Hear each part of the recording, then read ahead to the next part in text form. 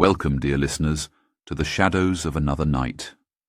I am Elias Nocturne, keeper of the Unholy chronicles and guardian of tales that dare not speak their names in daylight.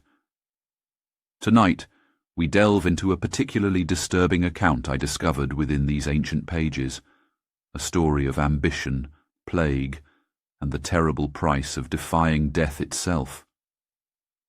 As I am reading this tale, pay close attention to the rats, for they are not what they seem.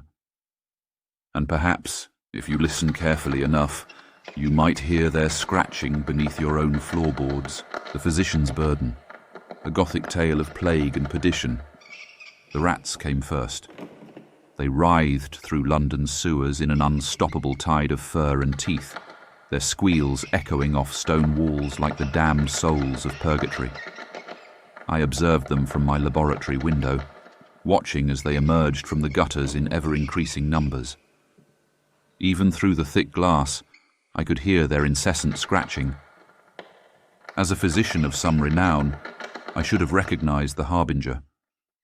But in those early days of 1665, I was too consumed by my research, my obsession, to heed nature's warning. The leather-bound journal before me contained the fruits of 20 years' labor, detailed anatomical drawings, experimental procedures, and theoretical treatises on the nature of life itself. My colleagues at the Royal Society had long since dismissed my work as the ravings of a madman, but I knew better. I was close to unlocking the greatest mystery of all, how to restore life to the dead. If only I had known then that death would soon become all too familiar a companion. The first victim arrived at my door on a moonless night in June. The boy couldn't have been more than 12, his skin already mottled with the telltale buboes of plague. His mother's eyes pleaded with me as she cradled his fevered body. "Please, doctor." "Blackwood," she begged. "They say you're different from the others, that you know secrets." Indeed I did, but not the kind that could save her son. I took him in anyway, laying him upon my examination table, the same table where I had conducted countless experiments on less willing subjects. As I donned my beaked mask, filling the curved beak with aromatic herbs meant to ward off miasmic vapors, I couldn't help but wonder if this was God's punishment for my transgressive research. The boy died before dawn.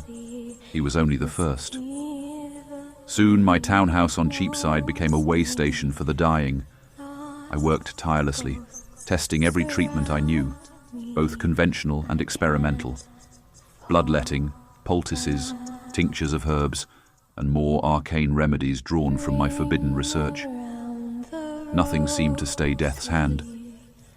But each failure taught me something. With every corpse I examined, every tissue sample I studied under my microscope, I began to understand the plague in ways my colleagues never could. The disease wasn't just killing people, it was changing them. I first noticed it in the dead boy's blood. Under magnification, the normally round corpuscles had taken on strange, angular shapes. They moved of their own accord, even hours after death, as if animated by some unholy force. My journal filled with new observations, drawings of twisted cellular structures that defied natural law. The plague wasn't just a disease, it was a transformation. And in that terrible knowledge, I saw opportunity. If the plague could alter the fundamental nature of life itself, could it not be harnessed, controlled, used to bridge the gap between life and death that I had sought to cross for so long? I began experimenting in secret, using samples from the deceased. The results were promising and horrifying. One night, as autumn's chill crept into the city, I made a breakthrough. The combination of plague-tainted blood and certain electrical stimulations produced movement in dead tissue, not mere twitches, but purposeful motion. I had done it, created a bridge between life and death. But my triumph was short-lived. The next morning I found my laboratory in chaos. The samples had grown overnight, consuming everything organic they touched. Worse, I heard sounds from my basement morgue, where I kept the bodies of those who had succumbed to the plague. They were moving. I rushed downstairs, lamp in hand, praying I was wrong. The sight that greeted me haunts me still.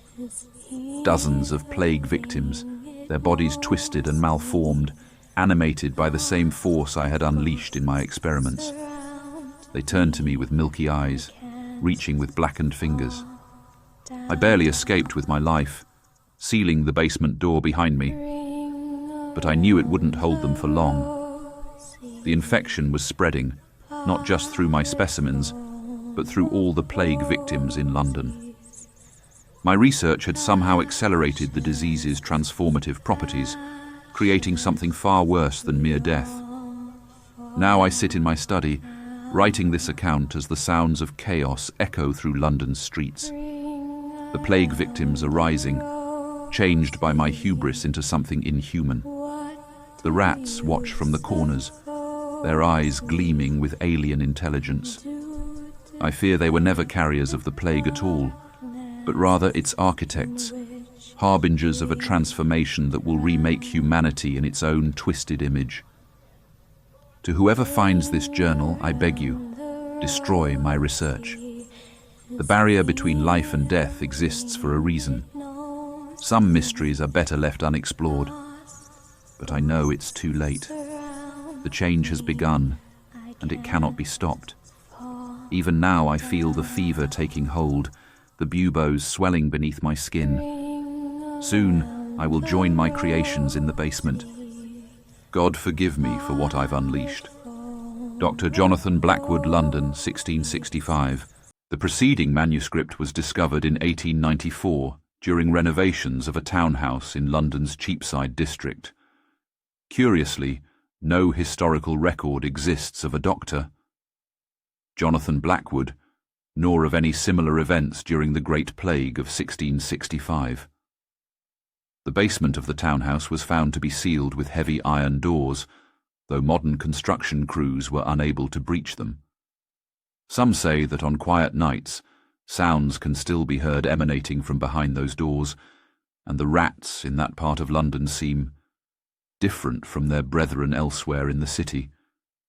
But surely, these are merely stories.